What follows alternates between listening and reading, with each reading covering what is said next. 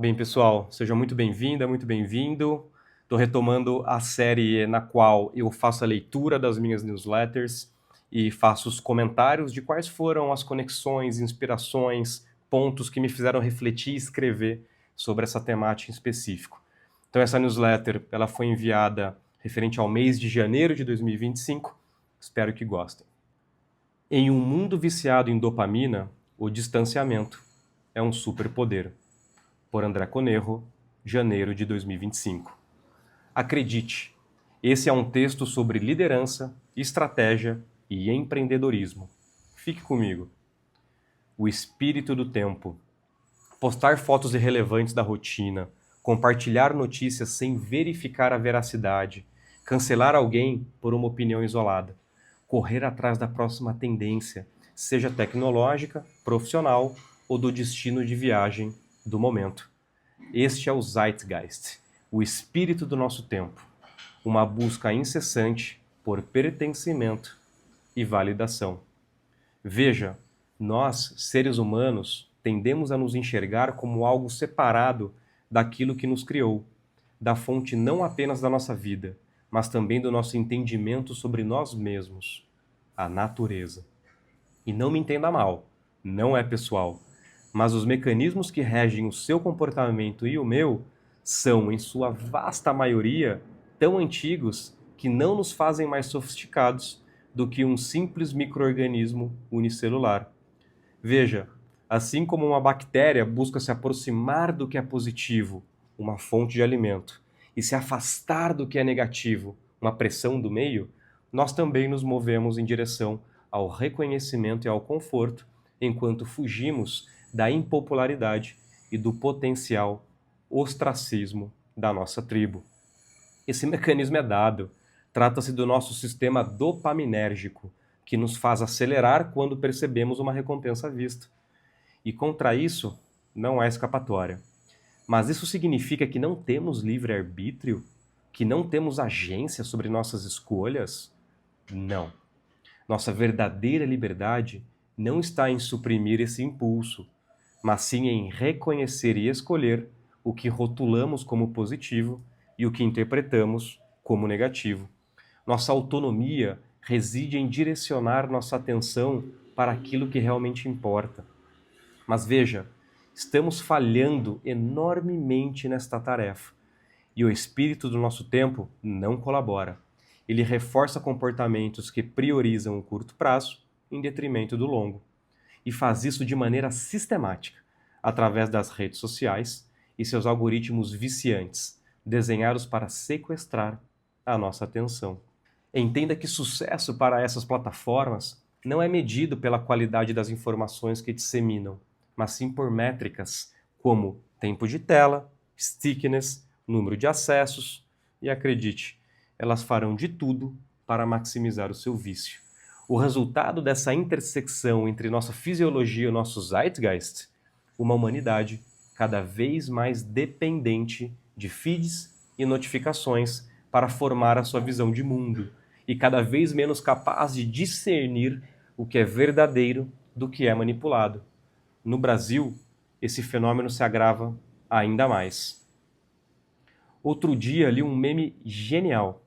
As pessoas precisam voltar a ter vergonha de serem burras. E eu achei engraçado, me identifiquei, porque às vezes eu sou essa pessoa. Alguém supostamente inteligente e com um bom senso crítico, mas basta estar com a guarda baixa para cair na armadilha, compartilhar algo sensacionalista, julgar alguém sem entender o contexto ou postar uma foto irrelevante só para alimentar o jogo da validação social. A consciência deste padrão é o primeiro passo para a cura, mas conter essa epidemia não é trivial. Onde foi parar a autoria? Para onde foi o pensamento crítico? Nullius in verba. Nas palavras de ninguém. Esse é o lema da Royal Society, fundada em 1660, com a missão de promover o conhecimento científico por meio da experimentação e do método empírico. Seus membros incluíram mentes brilhantes como Isaac Newton, Charles Darwin e Albert Einstein, cientistas cujo compromisso era único e inegociável: a busca pela verdade, e não pela simples aceitação de uma autoridade narrativa ou tradição. E veja, essa nobre missão não combina com superficialidade e nem com imediatismo. Ela exige autoria, pensamento crítico, independência intelectual, capacidades cada vez mais raras cuja ausência coloca em risco tanto a nossa qualidade de vida individual quanto o legado que deixaremos para as próximas gerações. Portanto, se há uma habilidade fundamental para navegarmos os tempos fluidos e complexos, é o discernimento. A habilidade de enxergar um caminho, mesmo quando ele está encoberto por ruído e desinformação. E este é o desafio do nosso Zeitgeist, que o processo científico nos ajuda a curar. Cara, como eu admiro aqueles e aquelas que conseguem votar tanto em candidatos da esquerda quanto em candidatos da direita, que entendem que a vida não é binária, que o mundo não se divide entre 0 e 1, mas sim em degradês, que reconhecem que pessoas inteligentes podem e devem mudar de opinião quando o contexto muda ou quando novas evidências surgem, que cultivam uma característica já apontada como um dos maiores traços de inteligência, que é a capacidade de sustentar duas ideias opostas ao mesmo tempo, sem perder a sanidade. Veja, George Orwell e Aldous Huxley são geniais, e suas obras de 1984 e Admirável Mundo Novo são sim seminais. Mas se me pedissem para escolher qual deles melhor previa o nosso futuro distópico, eu ficaria com Huxley. Não vivemos sob o totalitarismo opressor de 1984. O que temos hoje é algo mais insidioso, uma enxurrada de desinformação, entretenimento incessante e distrações projetadas não para nos controlar, mas para nos anestesiar. Perceba que neste cenário não precisamos de um governo opressor nos dizendo o que pensar. Nós mesmos nos entregamos voluntariamente à distração e ao entretenimento fútil. E este é o verdadeiro risco da nossa era. Não a censura, mas a sobrecarga de informação irrelevante. E essa lógica se manifesta na polarização que os algoritmos das redes sociais incentivam, na cultura do entretenimento interminável e na fragmentação da informação. O excesso de estímulos nos impede de pensar com profundidade, de refletir, de discernir o que realmente importa. Por isso, tudo que escrevi até aqui tem um propósito, o de sensibilizar você para a necessidade do distanciamento. Pois acredite, no mundo dominado pelo ruído, pela gratificação instantânea e pela superficialidade, chegar primeiro nem sempre é uma vantagem estratégica. A habilidade de se afastar, pensar e discernir é sim um diferencial competitivo. E eu disse que esse texto também seria sobre estratégia e empreendedorismo. E cá estamos nós. Veja, além de liderança, um dos temas centrais das minhas pesquisas do doutorado e dos meus estudos em administração de empresas é a inovação tecnológica. Sendo mais específico, busco entender o que explica algumas empresas se manterem relevantes no longo prazo, enquanto outras simplesmente desaparecem. Será que a resposta está sempre em chegar primeiro? Eu sei. É exatamente isso que o seu influenciador favorito vai dizer. Eles insistem na velha fórmula, vá rápido, erre rápido, seja primeiro. Mas você se lembra da primeira parte desse texto? De que acreditamos demais em informações que vemos nas redes sociais? E se nem sempre for assim? Olha, 2 artigos seminais da Harvard Business Review exploram essa questão. E a conclusão deles é clara: nem sempre. O buzz recente envolvendo a OpenAI e a DeepSeek é um bom exemplo para aprofundarmos nessa questão. Ainda cedo para ter o desdobramento final, mas já traz evidências para o propósito deste texto. Veja, nos últimos 3 anos não se falou em nada além de OpenAI e ChatGPT. Desde a sua transição de uma organização sem fins lucrativos para a esperada disputa de poder e controle da tecnologia mais relevante da década e talvez do século, a OpenAI se posicionou como pioneira. Sem entrar nos detalhes políticos, a verdade é que a tecnologia que ela conseguiu desenvolver e divulgar é inegavelmente revolucionária. É a nova onda do desenvolvimento da nossa sociedade. Revolucionária ao ponto de agora estarmos diante de uma corrida pela liderança em inteligência artificial, análoga à corrida espacial da década de 60. O evento de posse do reeleito Donald Trump e 47º presidente dos Estados Unidos não deixa dúvidas. Ao seu lado, os principais líderes das Big Techs, reforçando que a IA se tornou o principal campo de disputa estratégica global. Sam Altman, CEO da OpenAI, estava lá, em um papel de destaque, e por um breve momento parecia que ser o primeiro era uma vantagem incontestável. Até que não era mais. Menos de uma semana após essa lua de mel, a realidade se impôs. O lançamento do modelo chinês DeepSeek, semelhante ao ChatGPT da OpenAI, mas treinado com 8 vezes menos GPUs e a um custo 100 vezes menor. Olha, há uma regra de bolso da engenharia que explica a relevância deste evento. Quando uma métrica quantitativa muda em 10 vezes, muda-se o seu paradigma. Para além do impacto técnico, esse evento gerou uma onda de choque no mercado pela percepção de mudança de paradigma, evaporando mais de $500 bilhão da valuation da Nvidia, trazendo uma bomba para a bolsa de valores de tecnologia americana e reforçando o princípio fundamental da estratégia. Paciência estratégica pode ser mais valiosa do que pioneirismo. Os pesquisadores que mencionei demonstram que, em mercados onde a tecnologia e o mercado em si se desenvolvem de maneira imprevisível, ser o segundo pode ser mais vantajoso. Observar os erros do primeiro e evitar os custos ocultos da pesquisa e desenvolvimento pode ser uma estratégia mais inteligente do que simplesmente chegar lá em primeiro lugar. Mas essa abordagem exige discernimento, exige tempo, exige distanciamento.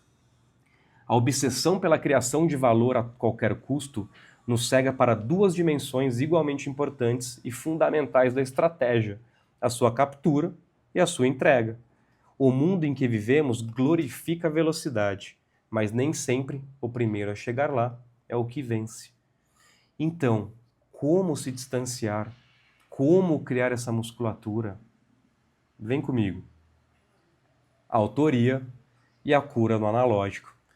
Assim como na ciência, a autoria exige dispêndio de energia. Ter uma mente que pensa com independência dá trabalho. Além do óbvio custo cognitivo de desafiar constantemente nossas próprias heurísticas e vieses, há também o custo social. Ser a voz dissonante da maioria não é o lugar mais confortável de se estar. É fácil seguir a manada, difícil é ir contra a correnteza. Nosso sistema dopaminérgico nos impulsiona a correr mais rápido quando estamos nos aproximando de um objetivo. Mas e se esse objetivo for apenas um like, um tapinha nas costas ou um fugaz sinal de aprovação social? Estamos sempre correndo, sempre mudando de direção, como uma borboleta que salta de flor em flor, seduzida pelo brilho imediato. Manipuláveis. Nosso vício em prêmios de curto prazo nos afasta do verdadeiro jogo, o longo prazo. A Royal Society já nos alertou sobre isso. Mas veja, desde que me mudei para a cidade de São Paulo, a fotografia tem sido o meu principal hobby. O porquê eu não sei ao certo, mas sei que ela tem sido uma escola sobre presença e distanciamento. E é fascinante perceber como a escolha da tecnologia influencia o nosso comportamento. Quando fotografava com a minha câmera digital, meu grande trabalho era fazer a curadoria das imagens. Fotografar com o celular tornava isso ainda mais exaustivo. Por quê? Porque no mundo de abundância de pixels e de memória virtualmente infinita, não dedicamos o devido cuidado a experienciar o mundo ao nosso redor. Quantas fotos você tem no seu celular daquela mesma pose, do mesmo ângulo, da mesma mesa de aniversário? Eu aposto que muitas. O meu mentor na fotografia costuma dizer que há 2 tipos de fotógrafos: os que fotografam a cena e os que estão na cena. É uma diferença sutil, mas de impacto brutal na experiência. E foi este entendimento que me levou ao mundo da fotografia analógica. O arcaico filme de 35mm me exige estar na cena, estar na vida. E você pode até pensar, é arcaico, é antigo, é custoso, é ineficiente, e eu concordo com tudo isso. Mas quem disse que o objetivo da vida é a eficiência? A beleza do mundo analógico está justamente na limitação. Um filme tradicional tem apenas 36 poses, e esta escassez by design exige três coisas: ser mais criativo, ser mais cuidadoso, estar mais presente. Então perceba que a criatividade não tem a ver com perseguir algo sem propósito ou sem limites. Pelo contrário, a criatividade nasce dos limites. O artista plástico tem o limite da tela, o escultor, o limite do mármore, o fotógrafo analógico, as 36 possibilidades. E uma empresa, o limite da sua estratégia. Quando estou com a minha câmera, fotografo apenas o que importa. Sou mais cuidadoso, respiro fundo, vivo a cena. Preciso estar lá de verdade, não apenas existir no tempo e no espaço, mas eu preciso expressar a minha autoria. Então, vem a parte mais bonita de tudo isso. A fotografia analógica me ensina que tudo tem o seu tempo de maturação. Assim como na vida, algumas coisas simplesmente não podem ser apressadas. E isso é verdade também para a experiência humana. Neste cenário, a captura da imagem e o contato do seu resultado têm o distanciamento natural. Olha só, no início de 2025, eu revelei 10 negativos. São fotos que eu havia tirado desde o final de 2023 e que contemplavam momentos fundamentais e importantes da minha vida, como o nascimento e os primeiros meses da minha filha Betina e a aventura na trilha Inca, que fiz com um grupo de amigos lá no Peru. Quando eu vi essas fotos, minha filha já estava com 1 ano e 3 meses e já faziam 8 meses dessa minha aventura. As sensações, os sentimentos, as emoções, todas foram revividas e voltaram com uma intensidade que ouso dizer maior do que a experiência em si. E isso ocorreu não somente para mim, mas também para todos os envolvidos com quem compartilhei essas imagens, para minha esposa, meus pais, meus amigos. Veja, somos mamíferos, somos seres ritualísticos. O distanciamento nos permite sermos surpreendidos novamente, nos dando tempo para discernir o que é realmente importante daquilo que é apenas efêmero e fugaz. E isso, em nosso zeitgeist, é uma vantagem competitiva. A relevância não está no imediatismo, mas na renúncia consciente das distrações imediatas para termos uma vida mais completa e mais abundante no longo prazo. No final, o que importa não é a velocidade com que corremos, mas a direção que escolhemos seguir. Porque a verdadeira riqueza da vida não está no destino, mas na jornada e no impacto que deixamos naqueles que cruzam o nosso caminho. O que diferenciou, diferencia e diferenciará os indivíduos cada vez mais é justamente a sua capacidade de experienciar a vida humana, a nossa autoria e todas as competências que nos fazem cada vez mais humanos. Busque o seu analógico nos seus termos. Seja incrível, por André Conejo. Ufa, primeira newsletter do ano e essa foi puxada. Eu estava empolgado.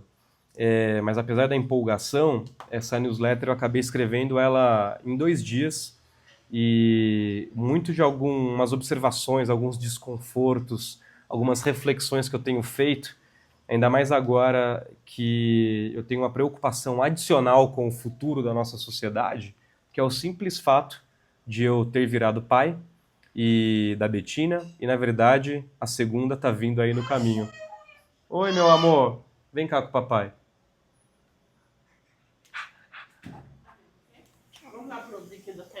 Aqui, ó, olha só, essa é a razão da minha preocupação com o futuro, né, meu amorzinho? Vai lá, vai lá com a Paula. Vai? E apesar que a inovação tecnológica e tudo que a gente tem visto desde hardwares até softwares, e principalmente com o advento da inteligência artificial um pouco mais acessível àqueles que não têm habilidades técnicas, que são os modelos de processamento de linguagem natural, que são os modelos de LLMs, né, os modelos de linguagem larga, onde a gente consegue acessar através da linguagem, através de um prompt, através de uma escrita, através de uma fala. Isso tudo é uma bênção. Mas a gente precisa entender que a tecnologia está aqui para nos servir, e não ao contrário. Eu escrevi numa das últimas newsletters uma frase que ficou muito comigo, de um pensador do Vale do Silício, que é o Kevin Kelly, e ele fala o seguinte: olha, minha grande preocupação vai acontecer não quando a máquina começar a agir como ser humano, mas sim quando o ser humano começar a agir como máquina. E é justamente esse o Zeitgeist, o espírito do nosso tempo, o conjunto de crenças, valores, hábitos que tem me preocupado cada vez mais. Também já escrevi numa das primeiras newsletters um estudo de um pesquisador americano da NYU, Universidade de Nova York, que é o Jonathan Haidt, e ele provou uma correlação, não é nem correlação, uma causa e efeito, uma relação causal entre uso de celulares e redes sociais por crianças e adolescentes e aumento de sintomas de depressão e ansiedade. E tanto é que muito desses novos projetos de lei, não só no Brasil, mas em outros países do mundo, de proibir celulares nas escolas, o que foi um golaço, veio do estudo desse cara, veio das provocações que ele trouxe, importantíssimo. E como alguns sabem, eu sou biólogo de formação, e para mim é muito natural pensar dessa maneira, talvez não seja para todo mundo, essa é a minha formação, né?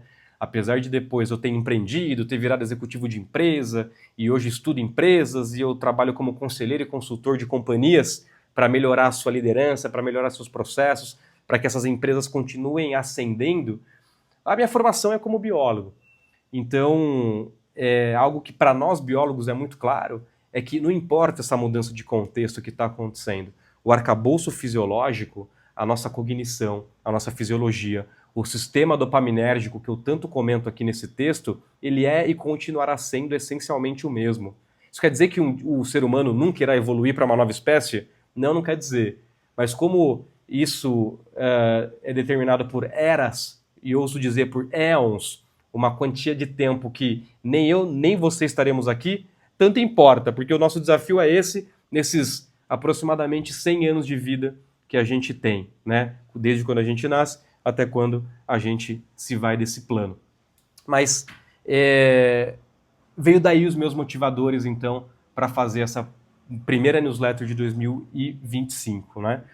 E também veio de um meme que eu vi recentemente que eu achei genial, que é, caramba, as pessoas têm que começar a ter vergonha de serem burras. E eu fiz um paralelo esses dias, que eu nem sei se é o mais feliz, né? Mas é muito engraçado como as pessoas, elas são muito vocais nas redes sociais, principalmente com pessoas que não conhecem, só que se essa mesma pessoa se encontra no tete-a-tete, essa pessoa é um doce, essa pessoa é educada, né? E eu fiz um paralelo com o mesmo comportamento que eu tenho visto cada vez mais no trânsito de São Paulo, que são pessoas agressivas no trânsito. Para começar, é desesperador ver quantidade de motorista que está preso no celular, vendo sei lá o quê, respondendo WhatsApp na rede social, ou até vendo Waze. Mas pare e repare, pare e repare. Olha como ela dança, olha como ela brilha. Mas pare e repare. Os motoristas, pelo menos na cidade de São Paulo, eles estão completamente não presentes, estão em outro planeta. E aí as pessoas começam a ser agressivas quando percebem que alguém as fechou, quando alguém não deu uma seta, a pessoa não acelera quando o sinal vermelho vai para o verde e assim por diante. E aí, qual que é o comportamento? As pessoas xingam e buzinam, e geralmente quando o outro carro virou a esquina. Gozado isso, né? Por que ela não buzinou e não enfrentou a outra pessoa no tete-a-tete? Só quando foi conveniente e quando ela não teria que lidar com o reflexo da sua falta de educação ou com o reflexo da sua atitude. Esse é um pouco do nosso Zeitgeist. As pessoas querem os deveres, ou melhor, as pessoas querem os seus direitos sem os deveres, né? Ela quer ser respeitada, mas sem precisar respeitar. Ela quer xingar, mas num cenário no qual ela já não vai ter que lidar mais com o desdobramento daquele comportamento dela. Muito louco isso. Não sei se esse paralelo é válido, mas para mim é um bom paralelo para as redes sociais, onde, de novo, as pessoas são muito vocais. Isso, inclusive, é maximizado pelos algoritmos, porque tudo aquilo que traz stickiness, tempo de tela, número de pessoas online na plataforma, é métrica de sucesso para essas redes sociais e plataformas digitais. Então, quanto mais elas capitalizarem no sequestramento da amígdala cerebral, que é aquele nosso sistema completamente ancestral de resposta emocional, de fuga ou luta, melhor. Então essas companhias elas estão cada vez mais especializadas em sequestrarem esse nosso sistema dopaminérgico, sequestrarem esse nosso sistema de atenção e direcionarem toda a nossa energia. Tem um pressuposto da programação neurolinguística, e eu fiz uma formação na PNL muito séria há muitos anos, em 2018 e 2019, logo antes da pandemia, que foi um curso grande na Faculdade da Califórnia, que parte do módulo foi feito pelo Robert Dilts, que é o principal cara da PNL sistêmica, e parte foi por outros instrutores brasileiros. Mas um dos fundamentos da programação neurolinguística é que a nossa energia vai para onde vai a nossa atenção.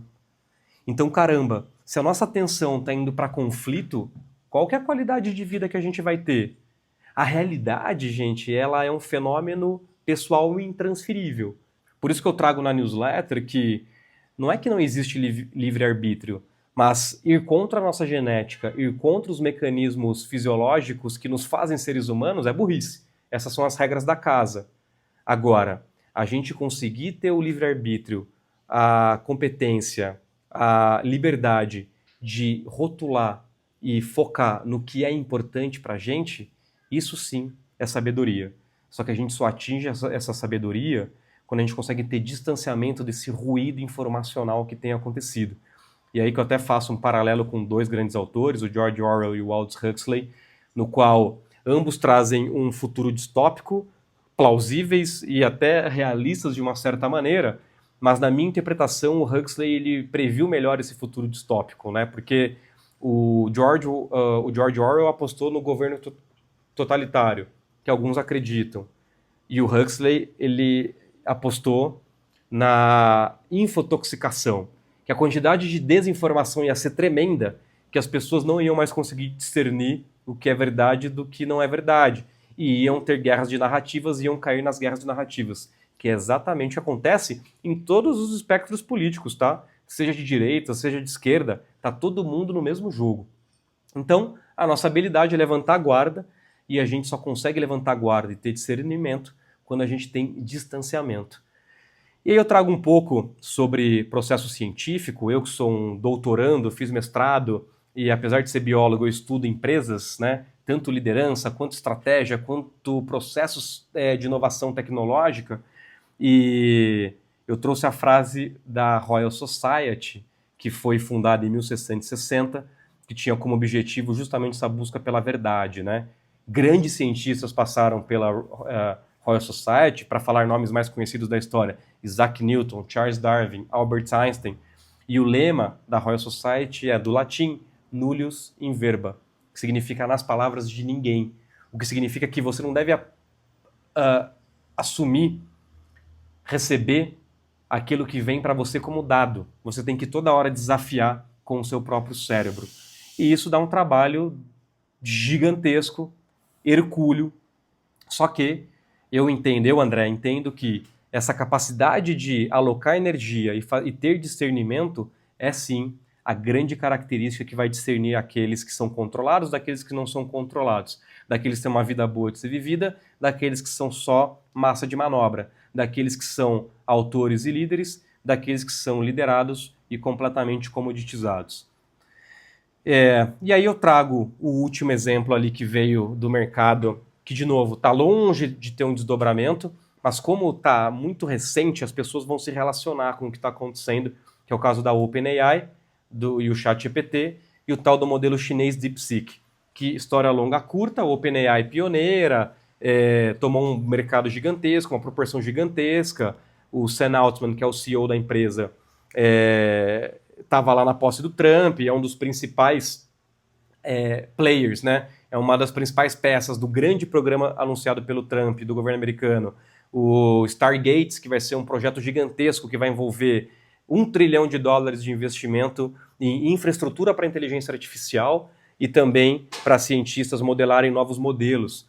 Então, uma clara evidência de que essa é a corrida armamentista do nossa década, ou talvez do século, né? Análogo ao que foi a corrida espacial da década de 60, é o que a gente está vendo agora. Mas o grande ponto é que nem sempre ser primeiro é uma vantagem competitiva. E aí eu trouxe 2 artigos da Harvard Business Review, de alguns autores fantásticos que estudam inovação, e que eles trazem justamente isso.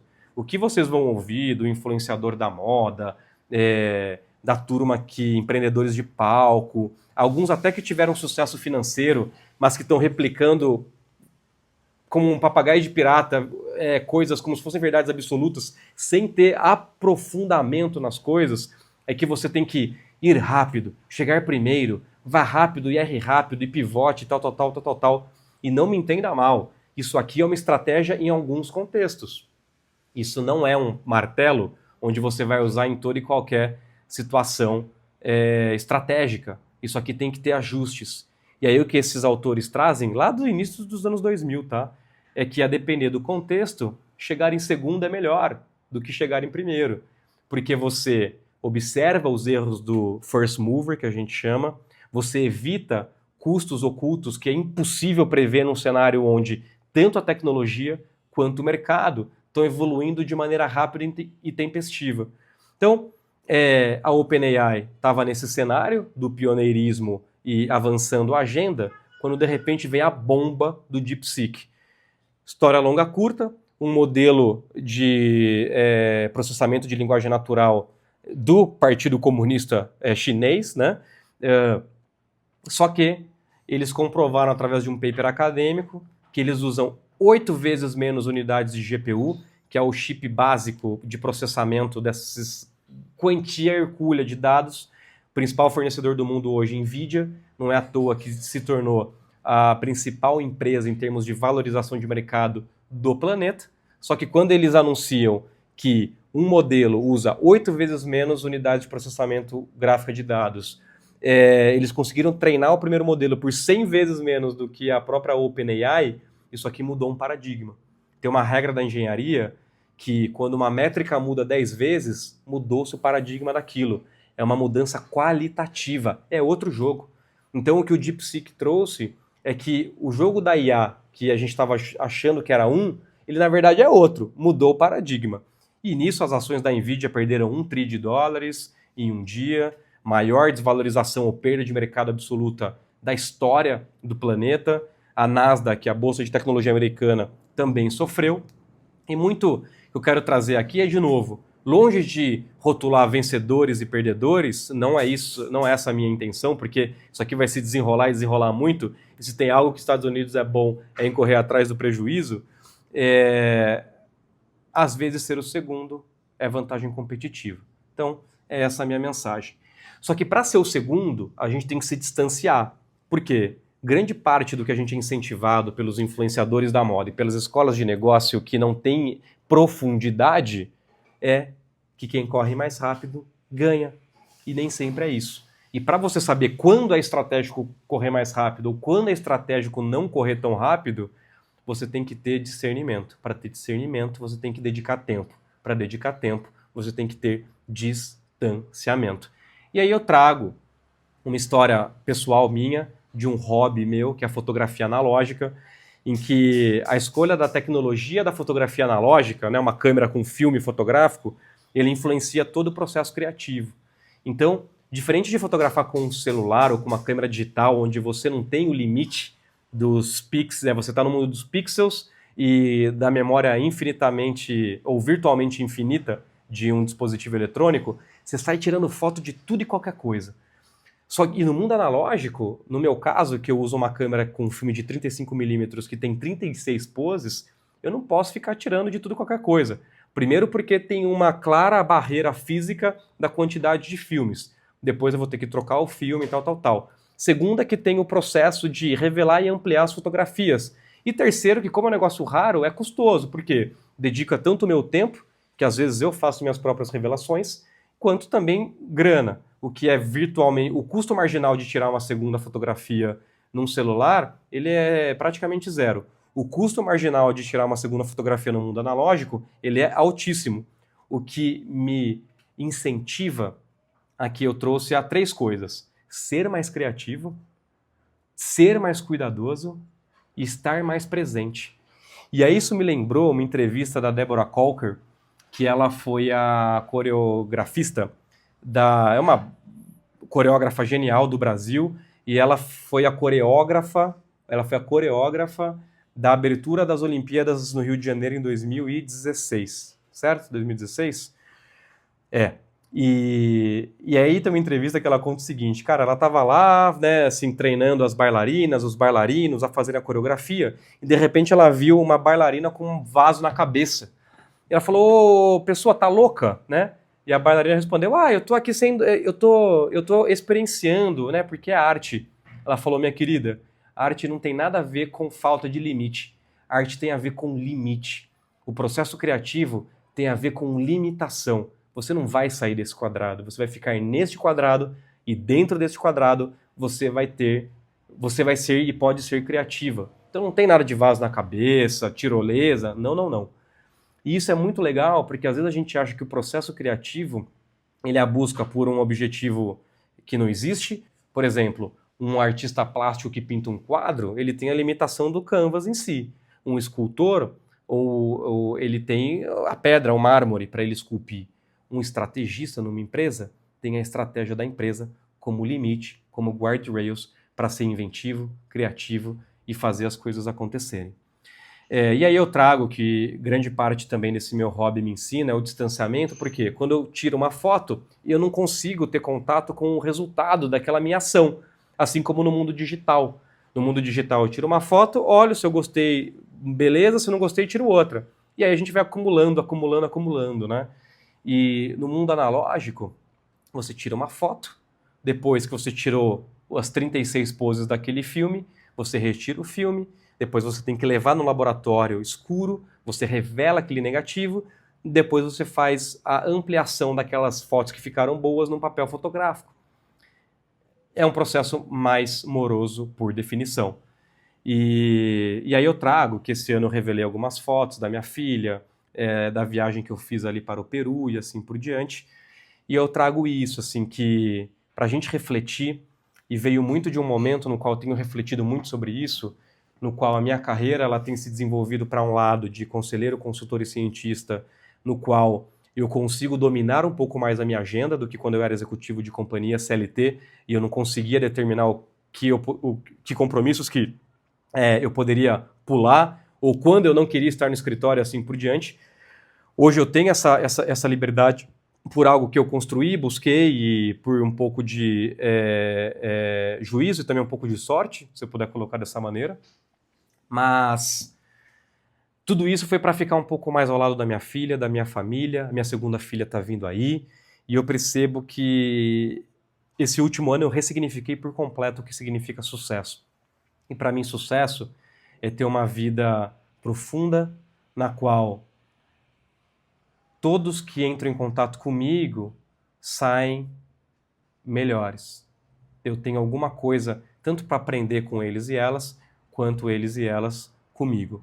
E que cada vez mais que a máquina e a automação de atividades ela aumenta, aquelas competências que nos fazem humanos e que são cada vez mais raras, elas não são só mais desejáveis no mercado de trabalho em termos de serem mais valorizadas, inclusive em compensações financeiras, mas também a qualidade de vida daqueles que buscam isso também aumenta. Então, foi um pouco essa a inspiração dessa newsletter. Espero que tenham gostado. Se sim, curtem, comentem, compartilhem. Para mim é um presente se eu puder ter agregado algum valor para alguém. Seja incrível, muito obrigado.